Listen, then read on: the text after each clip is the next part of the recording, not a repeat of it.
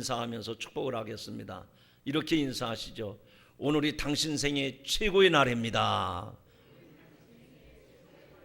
예, 그렇게 믿어지시는 분은 크게 아멘. 예, 그렇습니다. 오늘 우리가 하나님께 예배하는 날이 우리 생애의 최고의 날입니다. 한번 물어볼까요? 서울시청이 중구에 들어갑니다. 맞습니까? 안양을 사시기 때문에 서울시청이 어느 구에 들어가는지 여러분이 잘 모르시는 것 같아요. 맞습니다. 서울시청은 중구에 들어갑니다. 그러면 다른 데를 한번 물어볼게요. 63빌딩은 영등포구에 들어갑니다. 맞습니까? 또 하나 물어보겠습니다. 그러면 대통령이 사는 청와대는 종로구에 들어갑니다. 맞습니까? 예, 맞습니다. 이제 이 대답을 잘 하셔야 돼요. 그러면 서울역은 어디로 들어갑니까?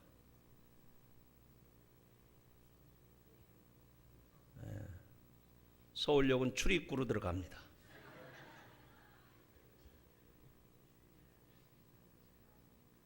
서울역은 출입구로 들어갑니다. 설교 이 귀한 시간에 그냥 여러분을 웃겨드리려고 하는 말이 아니고 중요한 얘기를 지금 하려고 하는 겁니다. 뭐 서울역이 어디 있는지 또 63빌딩이 어디 있는지 몰라도 상관없어요. 친구 따라 강남 간다고 그냥 아는 사람 물어가면 됩니다. 근데 중요한 거 질문합니다. 천국은 어디로 들어갈까요? 아니 서울역은 출입구로 들어간다면서요. 천국은 회개하고 들어갑니다. 따라합시다. 천국은 회개하고 들어갑니다. 천국이 영등포구에나 저 종로구에 있는 게 아니고 천국은 회개하고 들어가는. 감리교회 장시자 요한 웨슬리는 천국은 회개라고 하는 것은 천국의 문턱이다 그랬어요. 문턱까지만 가면 안 됩니다. 그 문턱을 넘어서야 되는데 회개라고 하는 과정이 있어야 천국에 들어간다 그 얘기입니다. 지난 2주간에는 제가 맥주감사 주일 관계로 다른 말씀을 드렸는데 그 전주에 그러니까 3주 전에는 무슨 말씀을 드렸을까요? 이 본문 바로 앞부분에 있는 내용을 가지고 마음이 완악하면 고생한다 그런 말씀을 드렸어요. 바로의 마음이 완악해져서 이스라엘을 보내지 않게 되자 하나님은 모세에게 지팡이로 나일강을 치라고 하십니다. 그랬더니 강이 피로 변해서 고기가 죽고 악취가 납니다. 또 애굽의 모든 물과 그릇에도 피가 있어서 물을 마실 수 없게 됩니다. 그런데도 바로는 모세와 아론의 요구를 거절합니다. 하나님은 그런 바로에게 두 번째 재앙을 내립니다.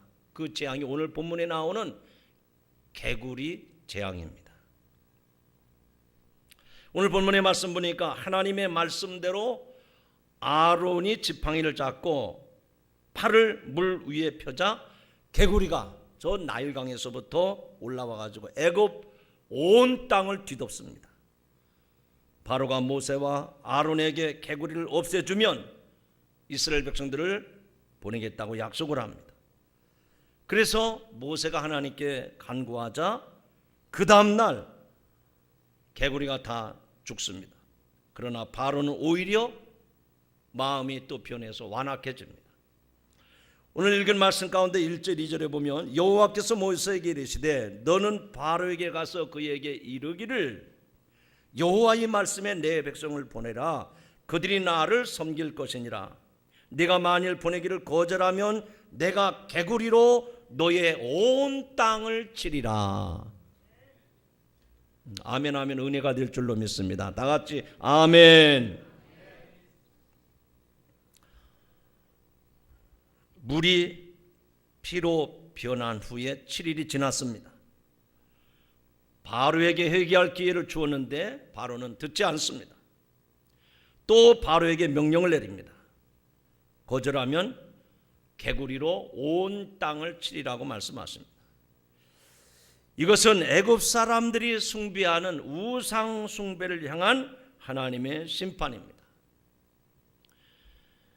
카르낙 신조에는 이 개구리를 표시한 상형 문자가 많은데, 개구리가 알을 많이 낳는 모습을 보고 고대 애굽 사람들은 여인들의 임신을 돕고 생명을 잉태케 하는 여신으로 개구리를 섬겼습니다.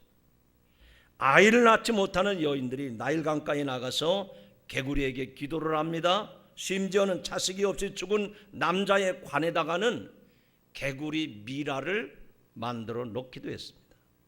이처럼 개구리를 여성의 출산을 돕는 신으로 애굽인들에게 생명을 주는 신이었기 때문에 애굽 사람들은 개구리를 절대 죽여서는 안 되는 것으로 믿어왔던 겁니다.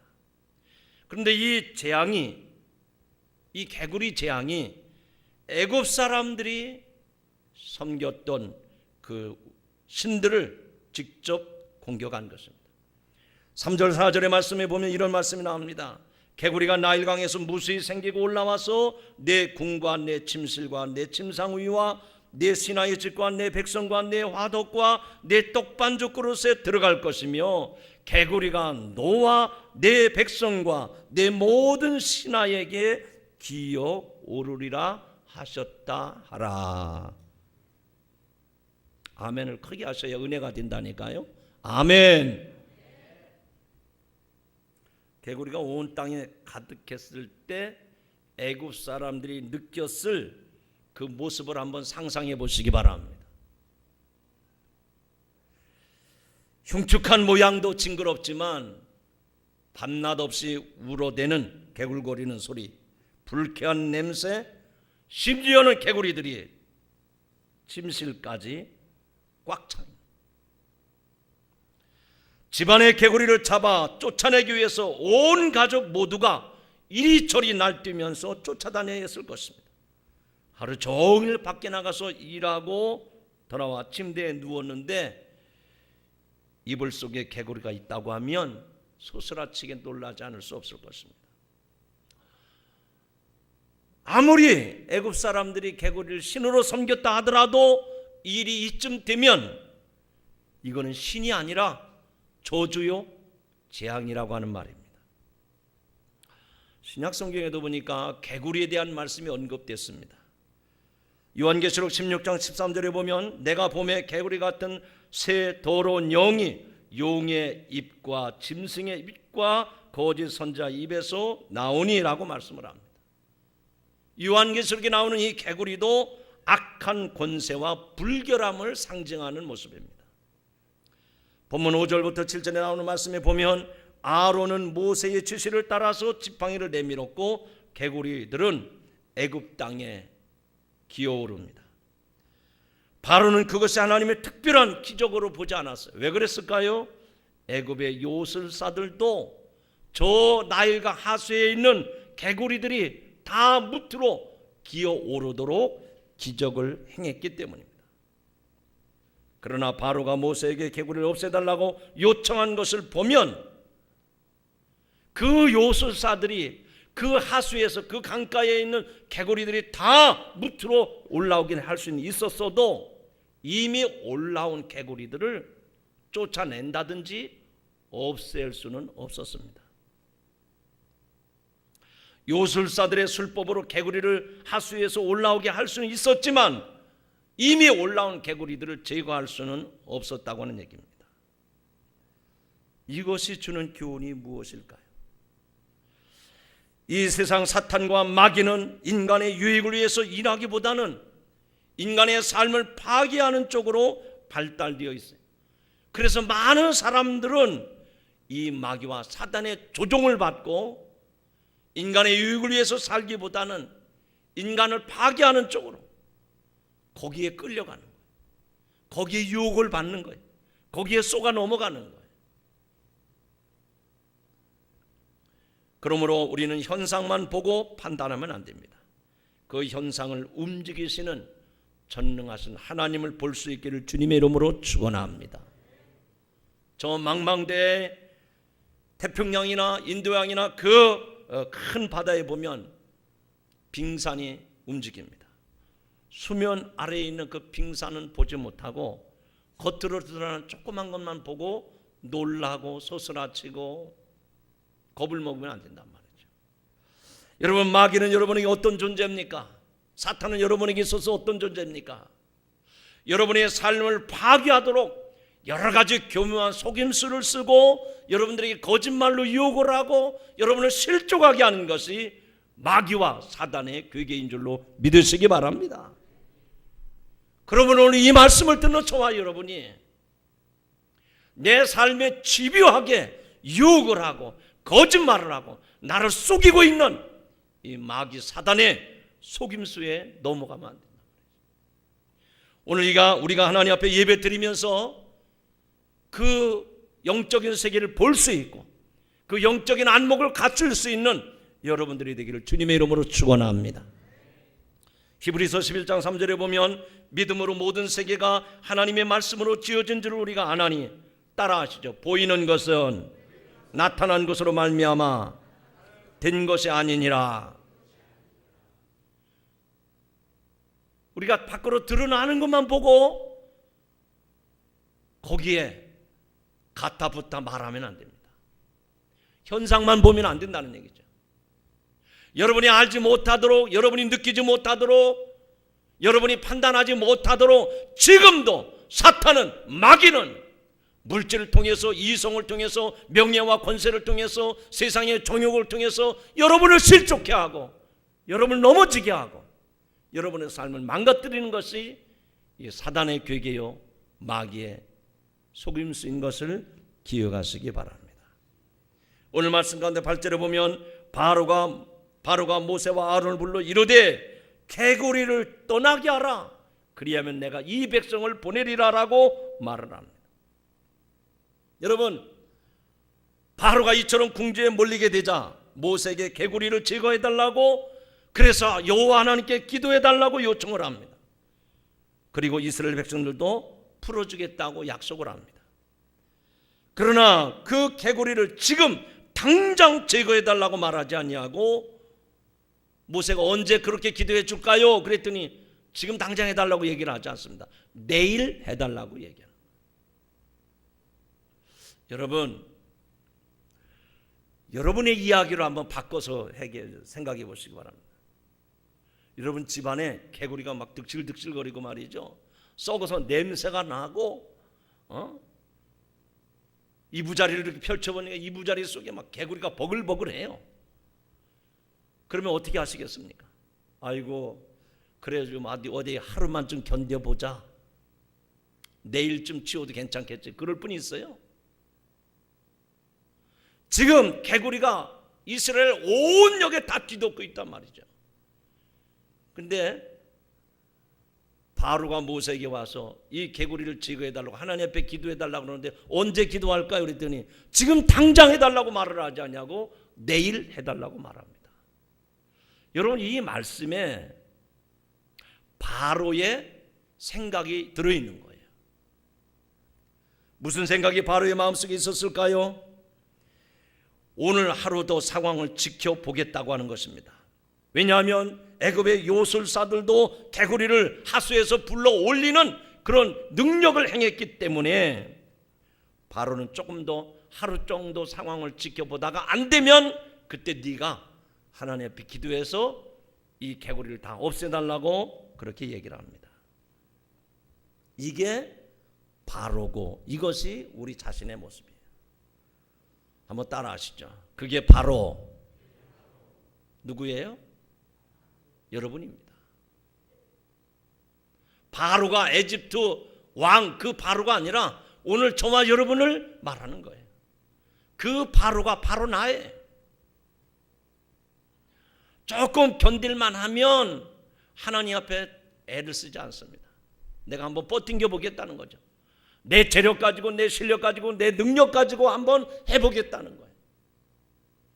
그런데 하루가 돼도 애굽의 요술사들은 개구리를 제거하지 못합니다. 결국 모세가 하나님 앞에 기도해서 개구리를 없애주죠. 여기서 우리가 깨달을 수 있는 교훈이 무엇입니까? 인간은 조금이라도 틈만 있으면 그 틈을 이용해서 자기의 이익과 욕심을 지키고자 애씁니다.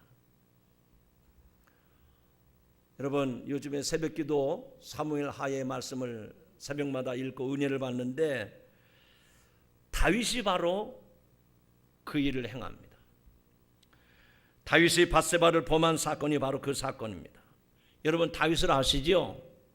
다윗은 하나님 보실 때에 내 마음에 합한 자라 그랬습니다. 그러니까 하나님 마음에 쏙 들었던 사람이 다윗이었어요. 근데 하나님 마음에 그렇게 들었던 다윗도 결국은 넘어지고 실수하고 맙니다. 고대 시대에는 전쟁을 하면 왕이 군사들을 거느리고 출정을 해야 됩니다. 그런데 이 다윗 왕은 출정을 하지 않았어요. 다 백성들이 군사들이 전쟁에 나가 있는데 혼자 왕궁에 한가롭게 남아 있을 때 우리아의 아내 밧세바를 범하게 됩니다. 여러분, 죄는 언제 찾아올까요? 따라합시다. 죄는 한가한 사람에게 찾아옵니다. 아니, 지금 모든 백성들이 생명을 걸고 전쟁터에 나가서 싸우고 있는데 왕은 왕이라고 해서 왕궁에 혼자 한가롭게 지내다가 우리아의 아내 밧세바를 보면서 임신을 시킵니다. 그가 임신하자 그 남편이 누구인지를 알아봤어요. 그래서 최전방에 가 있다고 그러는데 그 우리아를 불러다가 음식을 대접하고 집에 가서 쉬었다가 가라고. 근데 우리아는 지금 나라가 전쟁 중에 있는데 내가 집에 들어가서 아내와 잠자리 할 수 없다고 대궐 문 앞에서 잠을 자고, 그래서 그 소식을 들었던 다윗 왕이 그 다음날에는 술을 먹여가지고 또 우리아를 그렇게 하게 합니다. 그런데도 끝내 우리아는 집에 돌아가지 않습니다. 다윗이 자기가 이 우리아를 어떻게 해서 음모를 꾸며가지고 없애버릴까 하다가 결국은 요압 장군을 시켜가지고 이 우리아를 최전방에 보내라. 그래서 적의 화살에 맞아 죽게 하라고. 결국은 우리아가 그렇게 해서 죽습니다. 여러분, 아무도 몰라요. 다윗이 그렇게 범죄한 것을 아무도 모릅니다. 나중에 장사 지내고 난 다음에 우리아를 왕궁으로 불러가지고 자기 아내를 삼았습니다. 한번 따라 하시죠. 죄는 크게 하십시오.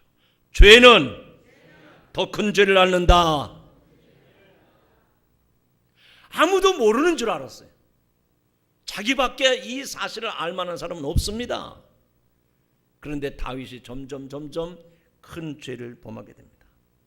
갑자기 어느 날 나단 선지자가 다윗에게 와서 그런 얘기를 합니다. 왕이시여, 두 사람이 있는데 한 사람은 부자요, 한 사람은 가난한 사람입니다. 부자는 집에 소와 양이 많은데 가난한 사람은 집에 새끼 암양 새끼밖에 없습니다. 그런데 부자 집에 어느 날 손님이 찾아왔는데 그 부자는 자기 집에 있는 소나 양을 잡아서 음식을 대접하지 않냐고 그 가난한 집에 있는 양새끼 한 마리 잡아다가 손님을 대접했다고 하는데 왕이요, 어떻게 생각합니까?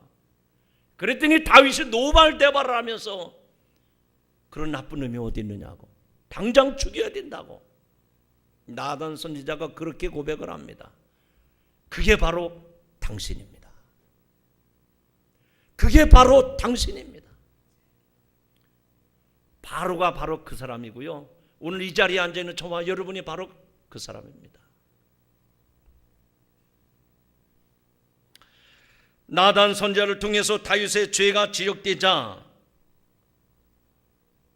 사무엘하에 있는 말씀에 보면 그 밧세바를 통해서 낳은 자식이 하나님이 치셔요. 그래서 7일 동안 앓다가 죽습니다. 그때 그 아이를 살리려고 다윗 왕이 음식을 다 끊고 대궐 밖에 나가서 하나님 앞에 엎드려 회개하며 기도를 합니다. 그 회개의 기도가 시편 51편입니다. 너무 긴 내용인데 다 읽을 수가 없고 서두 부분만 제가 읽어봅니다. 시편 51편에 보면 이렇게 제목이 써 있습니다. 다윗이 밧세바와 통침한 후 선지자 나단이 그에게 왔을 때, 그러니까 선지자 나단의 죄에 대해서 지적을 받았을 때 하나님 앞에 회개하는 기도의 내용입니다. 하나님이여, 주의 인자를 따라 내게 은혜를 베푸시며 주의 많은 긍휼을 따라 내 죄악을 지워 주소서. 나의 죄악을 맑게 씻기시며 나의 죄를 깨끗이 제하소서. 물은 나는 내 죄과를 아오니 내 죄가 항상 내 앞에 있나이다.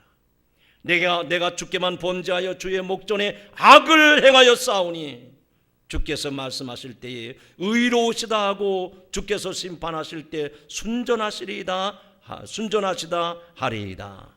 내가 죄악 중에 출생하였으며 내 어머니가 죄 중에서 나를 잉태하였나이다. 보소서, 주께서 중심의 진실함을 원하시오니 내게 지혜를 은밀히 가르치시리이다. 우슬초로 나를 정결하게 하소서. 내가 정하리이다. 나의 죄를 씻어 주소서. 내가 눈보다 희리이다. 아멘. 오늘 말씀 따라합시다. 진정한 회개가 살 길이다. 요즘 새벽기도 하면서 제가 그 말씀을 여러 번 반복해서 드렸습니다. 여러분 한번 이 말씀을 듣고 생각을 해보시죠. 이 세상에서 가장 죄가 많은 곳이 어딜까요? 사창가입니까? 아니, 이 세상에서 죄가 가장 많은 곳이 어딜까요? 저 살인마들이 있는 곳일까요? 아닙니다. 이 교회가 죄가 가장 많은 곳이에요. 왜냐하면 모든 사람들이 다 하나님 앞에 나와서 하나님, 내가 죄인입니다. 나를 불쌍히 여기시옵소서. 나를 긍휼히 여옵소서. 여러분의 마음으로, 여러분의 입술로 가슴을 찢고 회개하면서 죄를 토해낼 때 이 세상에서 죄가 가득한 곳이 교회입니다. 반면에 죄가 가장 없는 곳은 어딜까요? 우리의 눈으로 볼 땐 죄인들만 모아놓은 교도소가 죄가 없어요. 우리들이 볼 땐 거기에 다 죄인들만 모여있는데 그 사람들은 죄 없다고 얘기합니다. 내가 잘못 시대를 태어나서 그렇지, 내가 죄수가 없어서 이곳에 온 거지 나는 죄진 사람이 아니라고. 하나님이 누구를 기뻐하시겠습니까? 진정한 회개가 살 길인 줄로 믿으시기 바랍니다. 여기 모세와 아론은 바로의 말을 듣고 하나님께 개구리를 제거해 주실 것을 기도합니다. 하나님은 모세의 말에 응답하셔서 개구리가 애굽의 집과 궁정과 들녘에서 죽게 하셨습니다. 그런데 하나님의 해결책은 모든 개구리를 죽여서 산더미처럼 쌓아놓고 썩는 냄새가 온 나라에 진동하게 했던 겁니다. 애굽인들이 출산의 여신으로 섬겼던 개구리가 온 땅에 뛰어다니고 또 죽어서 악취가 풍기는데도 개구리를 자기들의 신으로 섬기겠는가? 오늘 마지막 15절에 보니까 이런 말씀이 나옵니다. 그러나 바로가 숨 쉴 수 있게 됨을 보았을 때에, 한번 따라 하실까요? 바로가 숨 쉴 수 있게 됨을 보았을 때에 그의 마음을 완강하게 하여 그들의 말을 듣지 아니하였으니 여호와께서 말씀하신 것과 같더라. 무슨 얘기입니까? 바로는 일단 눈앞에서 개구리가 사라지자 다시금 마음이 완악해져서 약속을 다 취소해버립니다. 위기를 모면하게 되자 또 바로의 마음이 완악해집니다. 일국의 왕이 한 약속을 손바닥 뒤집듯이 뒤집는 거예요. 오늘도 하나님 앞에 신실하게 믿음으로 살아온 저와 여러분들이 하나님 앞에 수없이 약속을 하고 헌신을 했는데도 또 그 상황만 되면 쓴뿌리가 남아있어서 아직도 죄 가운데서 벗어나지 못하는 거예요. 겉으로만 보면 맑은 물인 것 같은데 하나님이 한번 성령의 막대기를 가지고 휘휘 둬보면 속에서 냄새나는 구정물들이, 그 찌꺼기들이, 그 악취들이 또다시 올라온단 말입니다.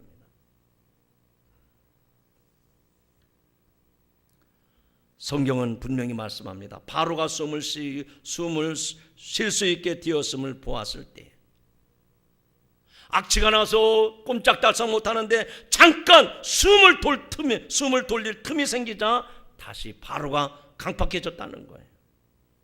그만큼 인간이 간사하다는 겁니다. 화장실 갈 때하고 나올 때하고 다르다는 얘기죠. 죽게 될 때는 매달리다가 살만하니까 또 교만해집니다. 이게 인간의 본성입니다. 이게 죄의 속성입니다. 그렇기 때문에 오늘 우리는 이 말씀을 들으면서 마귀와 짝하고 마귀와 타협하고 마귀와 호의적으로 대하면 안 됩니다. 크게 선포합시다. 마귀는 대적해야 합니다. 마귀를 어떻게 하라고요? 대적해야 됩니다. 대적해야 돼요. 야고보서 4장 7절 8절 야고보 장로가 우리에게 이렇게 말씀을 가르쳤어요. 여러분, 마귀를 대적하는 그런 큰 소리로 한번 크게 한번 해봅시다. 그런즉 너희는 따라합시다. 하나님께 복종할지어다. 마귀를 대적하라. 그리하면 너희를 피하리라. 제가 보니까 여러분들이 마귀를 대적할 만한 그런 용기가 없는 것 같아요. 크게 하라니까요. 그 단호한 모습 속에서 마귀가 여러분에게 왔다가 한 길로 왔다가 7길로 쫓겨가게 될 줄로 믿습니다. 한번 크게 대적합시다. 하나님께 복종할지라. 마귀를 대적하라. 그리하면 너희를 피하리라. 이어서 야고보 장로가 얘기합니다. 하나님을 가까이 하라. 그리하면 너희를 가까이 하시리라. 죄인들아 손을 깨끗이 하라. 두 마음을 품은 자들아 마음을 성결하게 하라.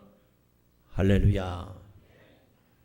죄에 대해서 연민이나 호의를 베풀어서는 안 됩니다. 분명히 오늘 이 말씀을 통해서 하나님 우리에게 분명히 말씀하시는 것은 내 영혼이 살기를 원한다고 하면 죄를 미워하고 악을 반드시 대적하시길 바랍니다. 그러면 여러분의 영혼이 강건하게 될 줄로 믿습니다. 이제 말씀했습니다. 바로는 또다시 약속을 번복했습니다. 이에 하나님에 대한 이것은 하나님께 대한 무지에서 비롯된 것입니다. 재앙을 모면하기 위해서 가식적이고 일시적인 회개는 오히려 더 큰 진노를 불러일으킬 뿐입니다. 다시 한번 말씀의 제목을 나누고 설교를 마칩니다. 그게 한번 하시죠. 진정한 회개가 살 길이다. 다시 한번 진정한 회개가 살 길이다.